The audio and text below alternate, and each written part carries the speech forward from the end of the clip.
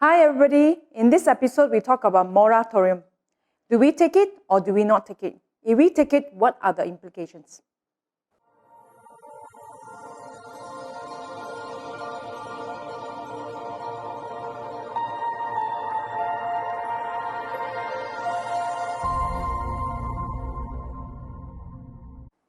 In this episode we will have two parts. Part 1 is what is moratorium and how do I take it? When do I take it? Should I take it or shouldn't I take it? That will be part 1.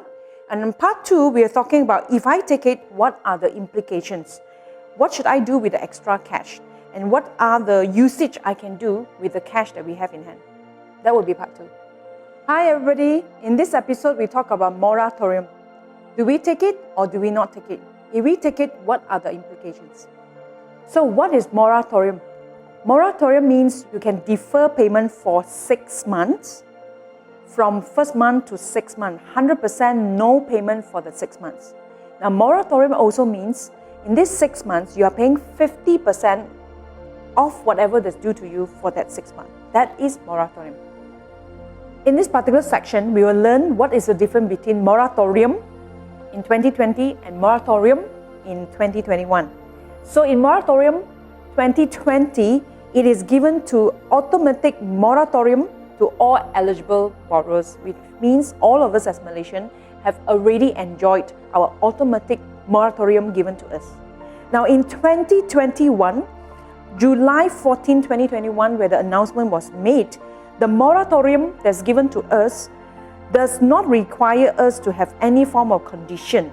Whether it's condition of reduced income, whether we lost our job, it does not matter. What does it mean? It means you need to check with your respective bank whether you are able to enjoy the moratorium in 2021.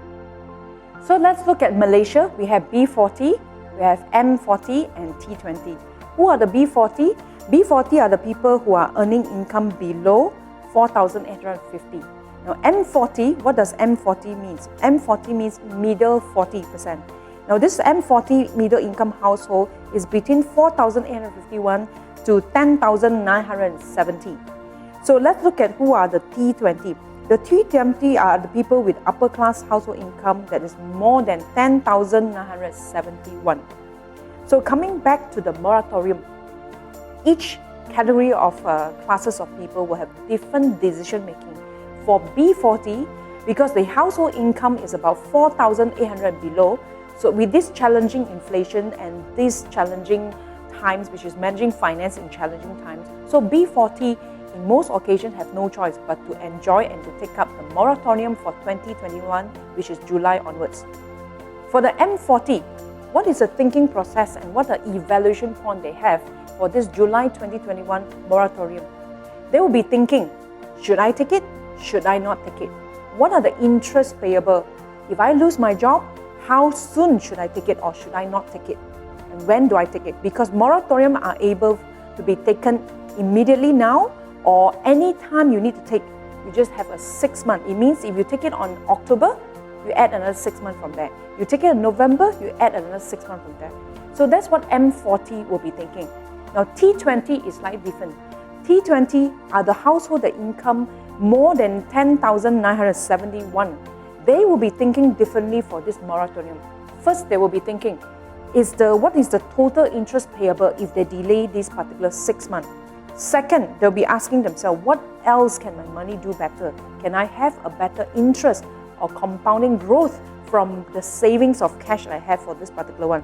And third thing, they are looking at a holistic opportunity cost between now, then, and future.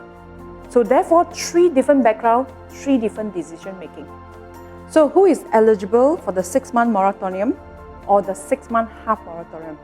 Just to explain to you, in 2021 moratorium, it is offered to all Malaysians, provided there's no special condition whether you have a job, you don't have a job. It's open to all Malaysians. You can just call your bank and ask whether you are eligible for this particular moratorium. However, the 3 conditions that the bank may not offer you this moratorium for July 2021. Number 1 is that you should not have any overdue more than 90 days. Number 2, you should not be going through any form of bankruptcy. Number 3, you shouldn't be in any proceeding on winding up proceeding. So these are the 3 conditions that will limit you to be able to enjoy this July 2021 moratorium. Let me give you an example. Assuming your property is 300,000 and your interest right now is 3.25 interest payable, and what happens to this 20-year loan? Let me give you an example. Let's say, for example, this particular person, the installment payable for this property is 1,007. If you take 6-month moratorium, there's no payment for the 6 months. It means zero. You don't have to pay any form of installment. But if you have an exercise to take the 50% of the moratorium, your monthly installment for this property is 851 ringgit. Okay? So now, what happens on the 7th month? The ordinary is about 1,007, which is ordinary that you have to pay. And then if you have taken the 6-month 100% moratorium, when you come to the 7th month, from zero payment to now jump back to the original, which is 1,007. Now, for those who are taking 50% moratorium, what happens to the installment? From 851, it jumped back to 1,007. Okay? Now, you look at the chart. What is the total interest payable for this 20-year loan, which is 300,000, compounding interest of 3.25 in terms of the interest for the mortgage? The total interest you have to pay is 108,000, yeah, according to this chart. Assuming you have taken the 100% moratorium for 6 months, no single installment payable, your total interest payable for this particular property is no more 108, is right now 117,000 plus.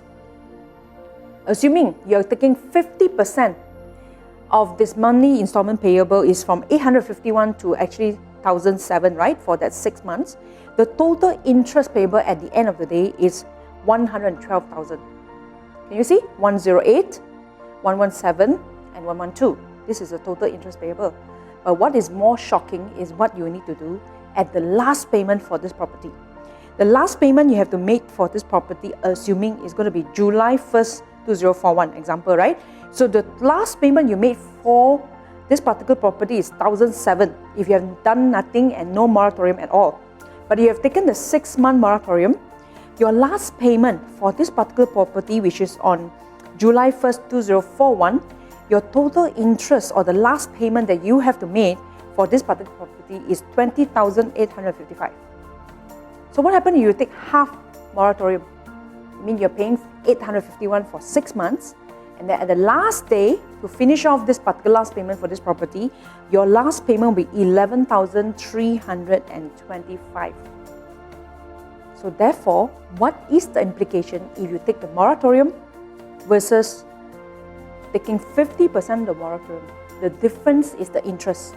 The last payment you have to make and the total interest chargeable.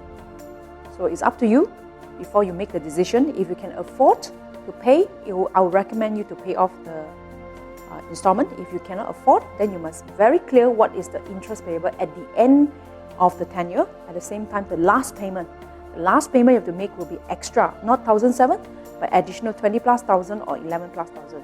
So these are the calculation your banker is supposed to calculate for you. So before you make any concrete decision, very, very clear and very mindful what is the implication.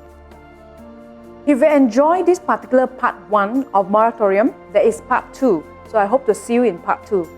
Part 2, we're going to talk about how do you maximize the cash from the moratorium that you've taken, whether it's a full moratorium or a 50% moratorium. See you in episode 2.